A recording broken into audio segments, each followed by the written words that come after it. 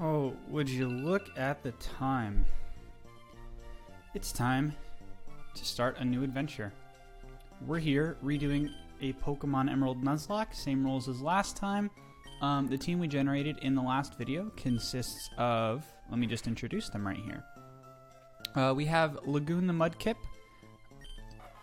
Bernie the Torchic, Brouhaha the Whismur, North Face Nosepass. That's a throwback to the Nosepass in our previous run of Emerald. We've got Patch the Spinda, and finally we've got Lamp Freak the Chinchou. And the reason I named it Lamp Freak was the Chinese translation of this name literally translates to Lamp Freak, and I thought that was funny. So without further ado, we're just gonna crack open a nice seltzer. Ooh, that's satisfying. Sorry if that was really loud. We're just gonna pour that in. Oh yeah. That's the bubbles right there. And we're gonna get on our way. So first thing, of course, we want to do is grab that potion. So we've got our team all set up, but we haven't done anything in terms of like the actual game except for meeting with Birch and selecting our starter. Do you give us a potion? Do you give us anything? So that's all we've done so far. This will be our second battle. The first one, I guess, was against the Zigzagoon, which was done earlier. So, a small note about our team. I chose Mudkip as a starter so that our rival would get a Trico, because we have two of the starters on our team. We have a Torchic and a Mudkip. And I was thinking it might be kind of boring if I chose a starter that was like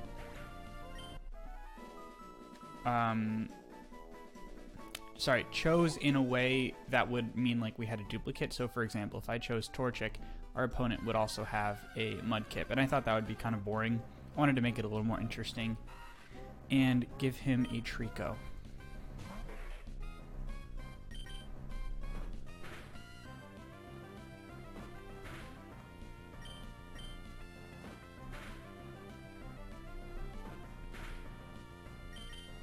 So going into this Nuzlocke, I've learned some lessons from our previous attempt. The first lesson of which is never get your hopes up when all Pokemon on your team are weak to basically two different types, fire and ground, and especially when there are several boss Pokemon that know fire and ground moves, just like happened to us in our last playthrough. Basically what happened was we got totally swept by Pokemon like Numel, Camerupt, and actually Flannery's Torkoal got us pretty good in the end. I think we probably could have overcome the Torkoal, but it knew Overheat, of course, but it also had the white herb, so once it used Overheat, it didn't get the special attack drop, which I think with that special attack drop, we probably would have been able to live another Overheat. So we're just going to load up on some items here. Maybe save room for one antidote and one paralyze heal.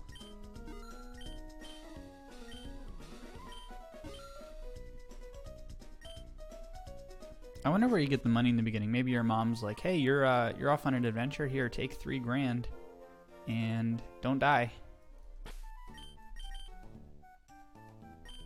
So I'm just trying to think if I'll probably just send out, I guess it doesn't really matter since it's only going to know tackle. Let's see who's got our best physical attack.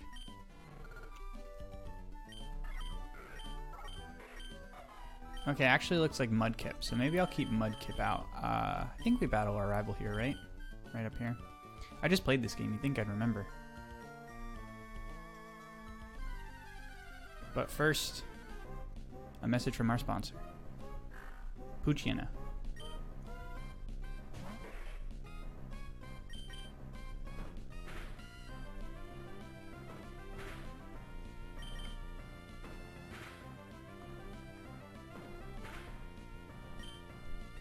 Oh, you know, maybe what we can do too, let's use Mud Slap against the Trico to lower accuracy. I think that would be useful.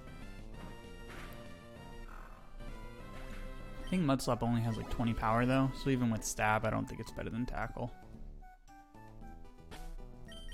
I'm curious, I just want to check on that. 35, 20. Yeah, so slightly less power even with Stab. Man, Tackle sucks in this game.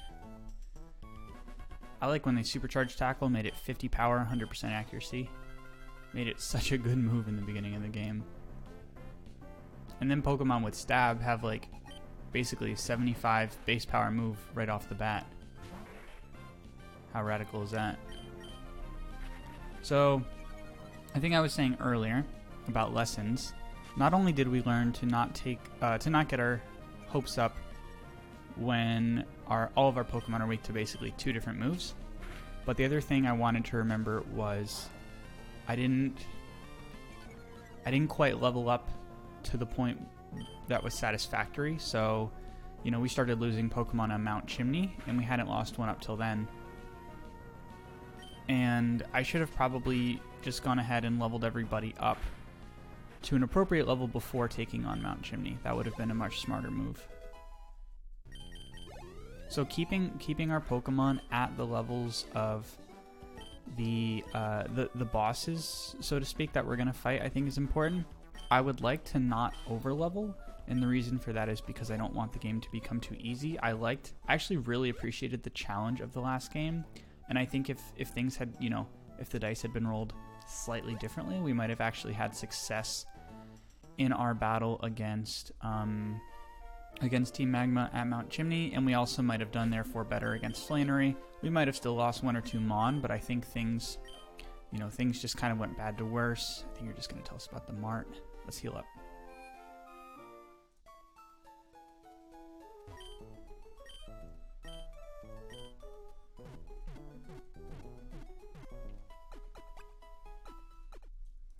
What other lessons did we learn?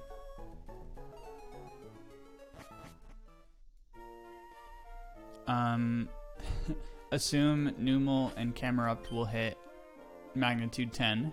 That's a good lesson. Really what we should just do is, you know, send out Pokemon that aren't super effective to ground or fire, which we actually have now. We have, let's see. So you're going to be resistant to fire, neutral against ground, weak to ground. Is normal weak to ground in... I think normal's still weak to ground in this generation. Or maybe always weak to ground. Weak to ground. Oh, fuck. Weak to ground. Wait, so... Are 5 of our Pokemon weak to ground? Is water weak to ground?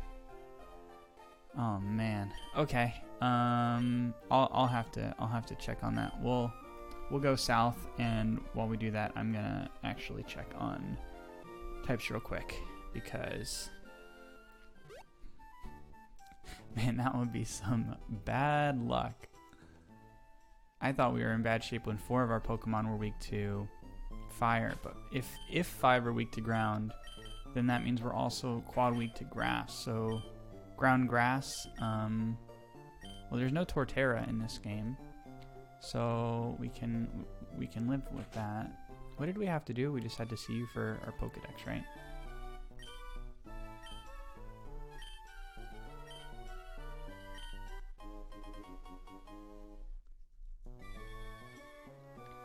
Okay, so I've got the type chart pulled up here.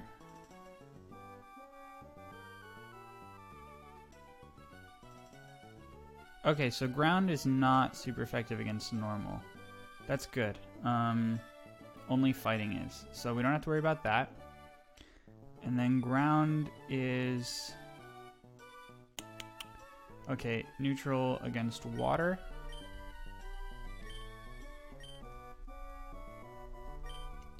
I feel like I'm not mistaken. I feel like in Gen 1, and maybe even Gen 2, normal is weak to ground. So what does that mean for us? That means that you'll be weak to grass, You'll be weak to, yep, of course, ground, fighting, ground, fighting, ground. Okay. So 3 of our Pokemon are weak to ground. That's not as bad. As long as not all of our Pokemon are weak to a set of 2 different types, where those 2 types are boss monsters quite frequently.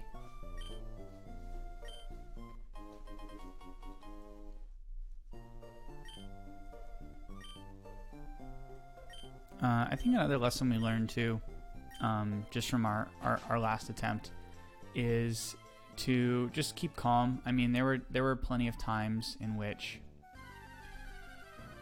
it was close, in terms of, like, you know, there was potentially some dangerous situations, but we always kept our cool, and I think that really worked to our advantage.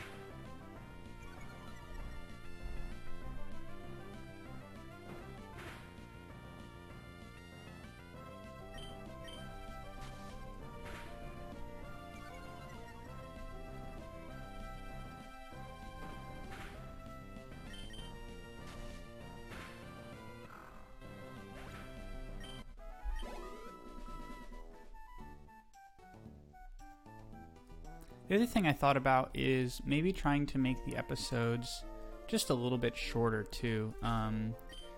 There's a lot of episode filler, just because filling up 25 minutes with interesting battles can get pretty tricky. Does anyone need to heal? Nah.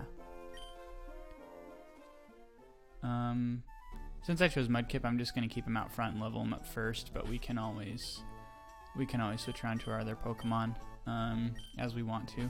Then again, maybe it would be worth it to give some of our Pokemon some experience with the early trainer battles.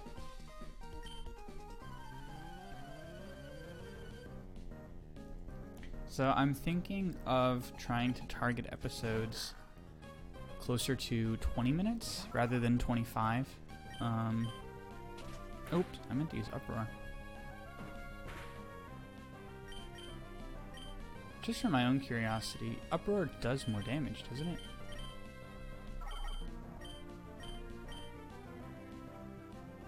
Yeah, why would you ever use Pound over Uproar?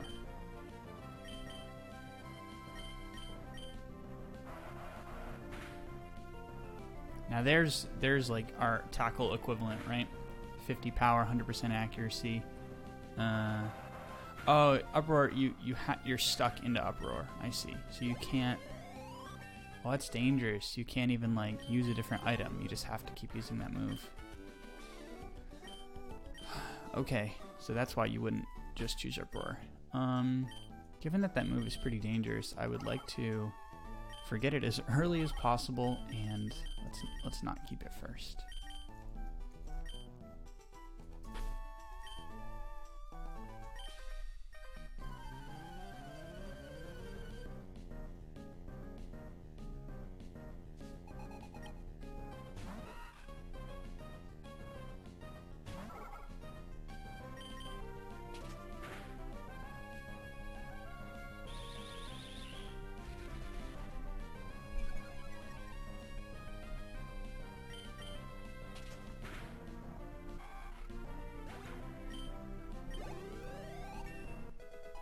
Wow, 45 experience goes a long way at level 6.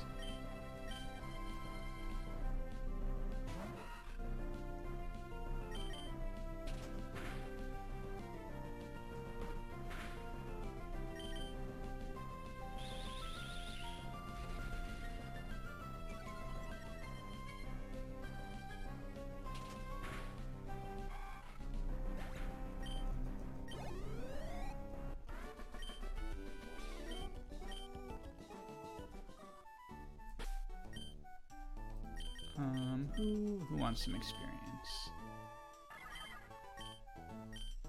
You also know Uproar, that's funny. I haven't used a Chinchou in a long time.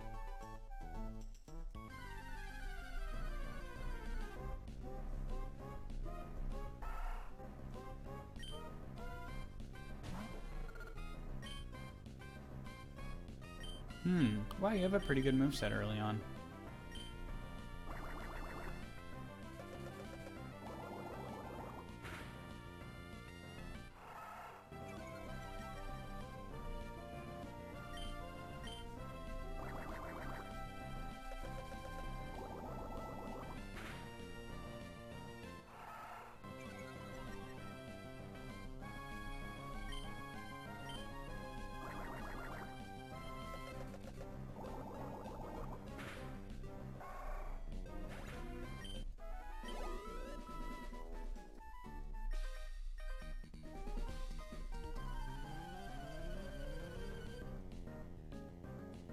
Oh, you may be a beginner. We're a little more experienced. We know what we're doing. Only vaguely.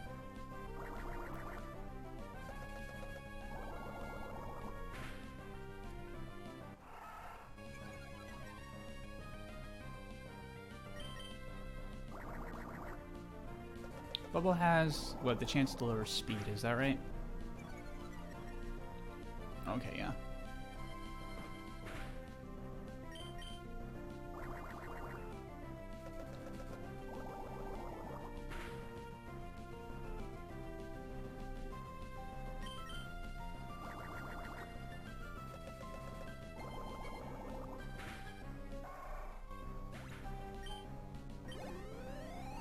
Yeah, I'm pleasantly surprised with Chinchao's moveset so early on.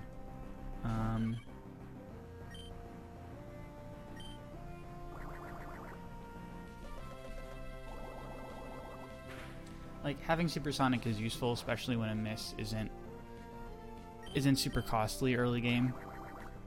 And Thunderwave is nice too. One of my favorite things to do when I'm, like not picking out the team, but when the team is selected and I'm kind of just analyzing the team, I love thinking about the movesets that they're gonna have. I don't think HM should be much of a problem in this game, in this playthrough. We've got Chinchao who can learn like Waterfall, Dive, Surf. I know that you can learn like Rock Smash. Definitely we can have a Pokemon learn Strength. Pretty sure Patch can learn Cut. I don't think we have a Flyer again. That's kind of a shame. But we didn't have one last game. We didn't really get to the point where it even mattered anyway, so maybe it doesn't matter now.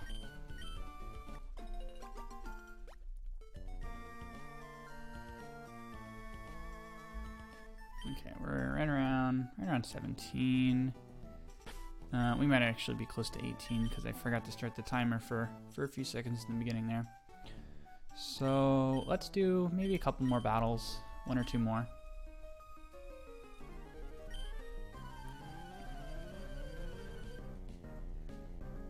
And then we'll do the same thing we did where we'll basically, we'll just get to the point where we are ready to take on Roxanne in the Rustboro gym.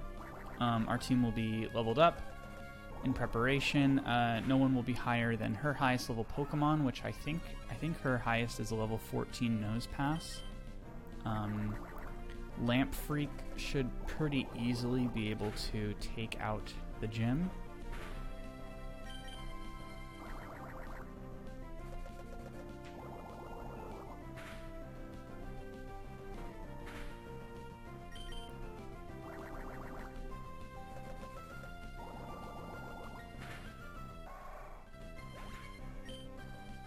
So I'm trying to think too of how strict I want to be about the level rule. I think what I'm going to say is, yeah, let's switch for Shroomish, is when we enter the gym, like before we battle the first trainer in the gym, our highest level Pokemon can be no higher than the gym leader's highest level Pokemon. I don't want to be too strict about like enforcing our Pokemon have to be, like, I don't want to go into the gym and train up to that level, and the reason is because I don't want to accidentally, like, I don't want to try to target that and then accidentally over level, just on like the chance that there are more trainers than I thought or whatever. I'm just going to keep it simple and say, when we're ready to take on the gym before we battle the first trainer. None of our Pokemon can be higher than level 14. Of course, I think it means we're going to sweep through most of the trainers, which is as expected. I mean, we should sweep through most of the trainers in this game. It's really the boss battles that are going to give us some difficulties. So, of course, we'll do our best to prepare for all the major boss battles in this game. But that's it for this episode. Thanks for watching. And the next time I see you guys, we'll be leveled up, ready to take on Roxanne. See you then.